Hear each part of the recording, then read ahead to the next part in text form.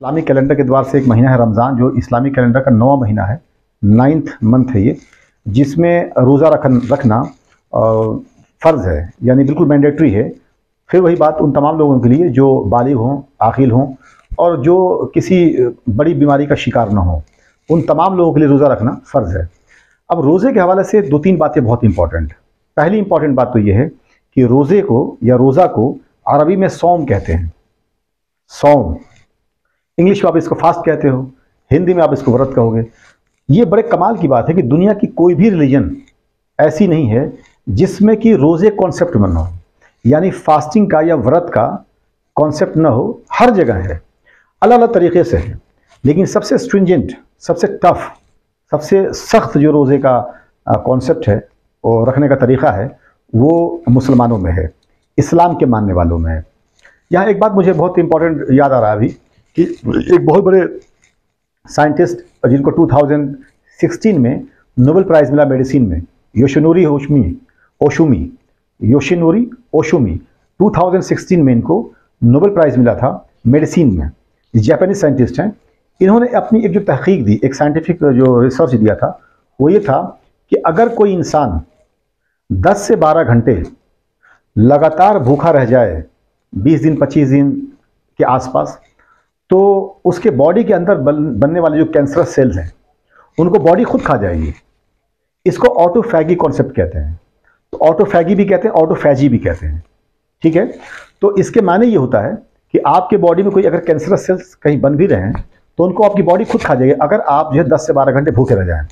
Yoshinori ओशुमी ने अपने इसी रिसर्च में एक बड़ी ख़तरनाक या ख़ास बात कही। उन्होंने कहा कि दुनिया में इस टाइम कोई ऐसा रिलीजन है जो इसके बहुत करीब है तो इस्लाम है। कहा कि इस्लाम के मानने वालों के पास 1 महीने का जो रोज़ा होता है वो इस पीरियड से भी थोड़े लंबे रहते हैं। आप जानते हो इन जनरल हमारे यहाँ रोज़ा जो है वो 14-15 घंटे से लेके 16 घंटे तक के बीच में चलता है। तो अगर लगातार एक इंसान 30 दिन तक रोज़ा रह जाए तो उसके कैंसर होने के चांसेस बहुत ही बिल्कुल नेग्लिजिबल हो जाते हैं, मतलब बिल्कुल ना के बराबर हो जाते हैं। और अल्हम्दुलिल्लाह उसके बाद एक रिसर्च भी हुआ, एक पायलट प्रोजेक्ट इस पर चलाया गया WHO की तरफ से कि क्या वाकई इसमें कुछ दम है। तो एक चीज़ पाई गई कि रिलीजियस कम्युनिटी के एतबार से जो सबसे नेग्लिजिबल और सबसे कम कैंसर के पेशेंट पाए गए वो इस्लाम के मानने वाले में पाए गए।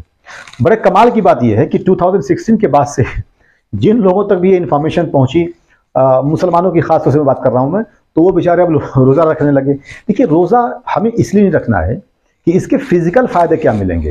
इबादत इसलिए नहीं करते हैं कि उसका फिज़िकल जो है बेनिफिट क्या होगा। इबादत करने का मेन मकसद होता है कि स्पिरिचुअल बेनिफिट क्या होगा, यानी आपको जो है रूहानी एतबार से आपको कितनी ताकत मिलेगी, सवाब कितना मिलेगा, इस निस्बत से रखते हैं। लेकिन यहाँ ये मैंने इसलिए डिस्कस करा दिया कि रोज़ा रखने का एक बहुत बड़ा फ़ायदा ये भी है कि इंसान आज वो बीमारी जिसने एक हाहाकार सा मचा रखा है दुनिया में, उससे इंसान बच सकता है।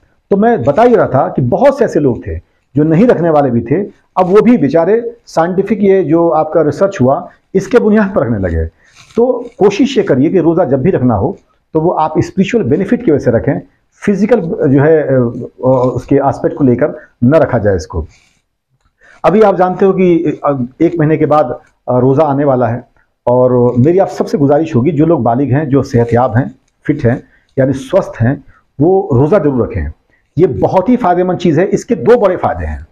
एक तो आपके अंदर पेशेंस डेवलप होता है, पेशेंस, बर्दाश्त करने की क़ुव्वत। दूसरी चीज़ आपके अंदर कंपैशन डेवलप होता है, जिसको करुणा कहते हैं, हमदर्दी कहते हैं। और इंसान के अंदर अगर कंपैशन नहीं है, हमदर्दी नहीं, करुणा नहीं है, तो फिर वो इंसान ही नहीं है।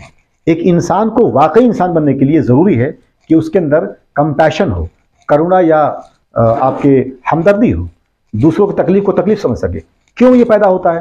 क्योंकि जब आप भूख का एहसास जब आपको होता है, जब आपको प्यास का एहसास होता है, तो आपको फिर बात समझ में आती है कि जो लोग भूखे रहते होंगे या जो भूखे रहते हैं उन पर क्या गुजरती होगी, जो प्यासे रहते हैं उन पर क्या गुजरती होगी।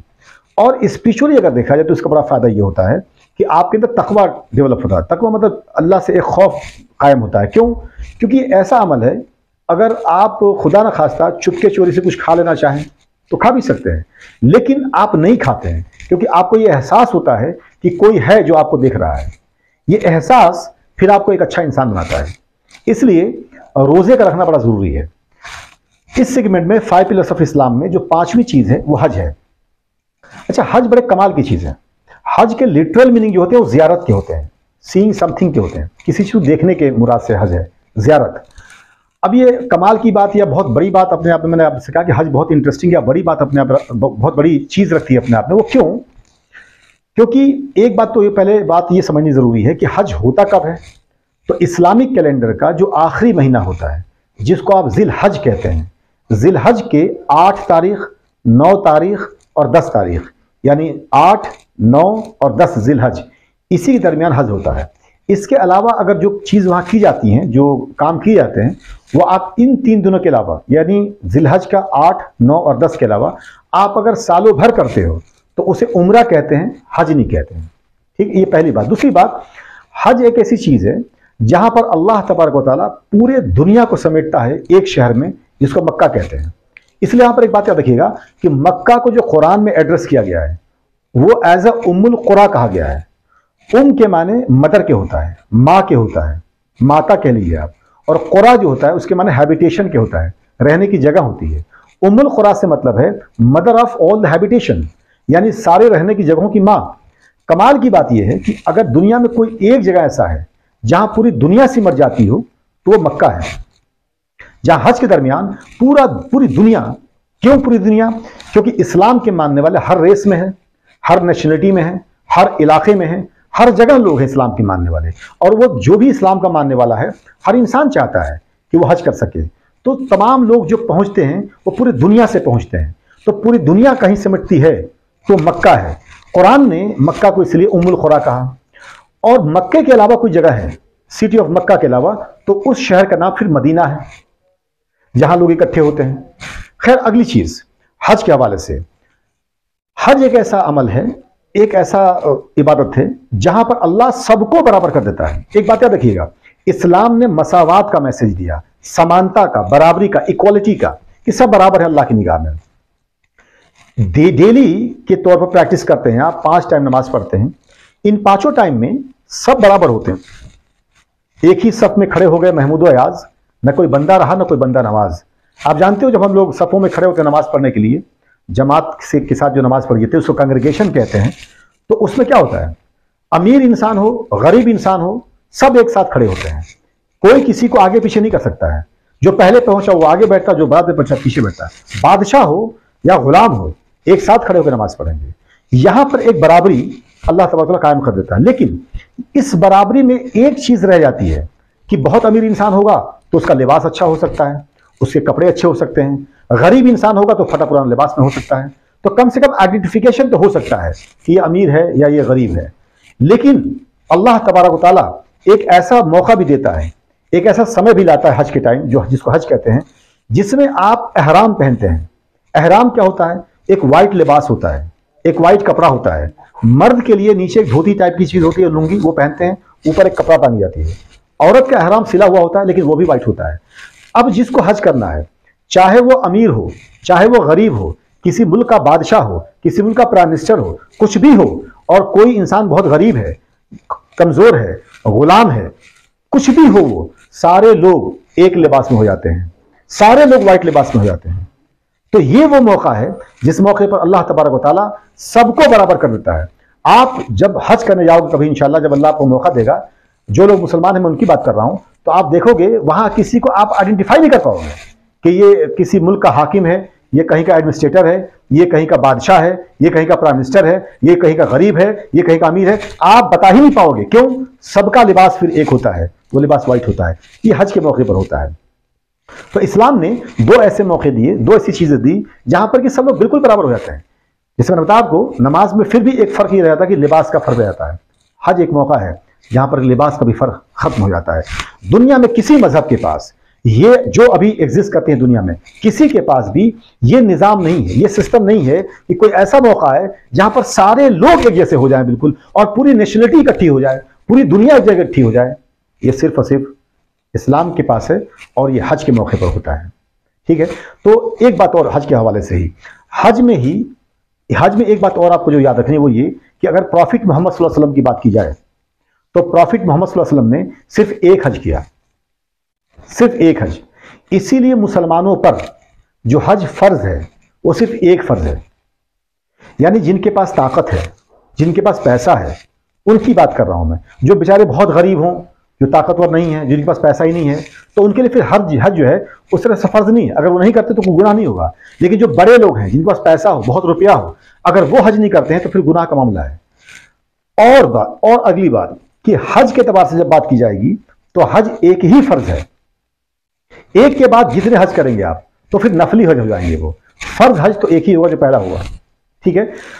इसमें एक चीज और समझने वाली है, अगर आप बहुत बड़े इंसान हैं और एक हज आप कर चुके, दोबारा जाने की ख्वाहिशमंद है, दोबारा जाने की इच्छा रखते हैं अगर आप, तो आप जाइए, कोई बुराई नहीं है उसमें।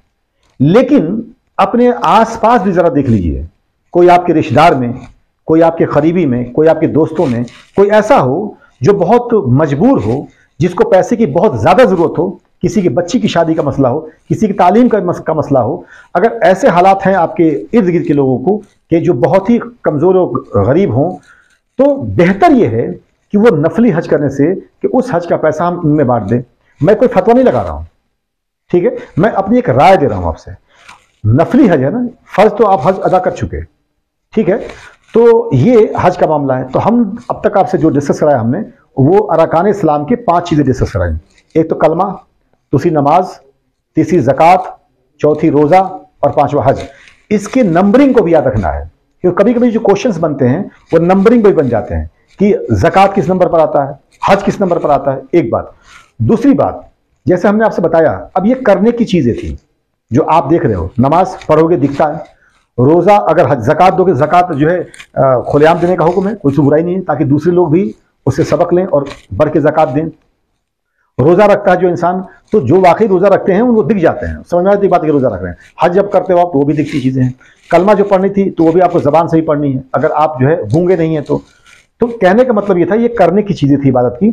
इससे पहले जो चीज हम लोग डिस्कस किए थे अकायद ईमान की बात, वो सारी चीजें आपके अंदर की चीजें थी, यानी उस पर यकीन करना था। वो दिखता नहीं है, लेकिन वो जितना स्ट्रांग होगा उतनी बढ़िया तरीके से आप इन चीजों कर पाएंगे और आप एक अच्छे इंसान बन पाएंगे। आपके अंदर कंपैशन होगा, हमदर्दी होगी, करुणा होगा लोगों के लिए, और आप बहुत बढ़िया काम कर सकते हैं।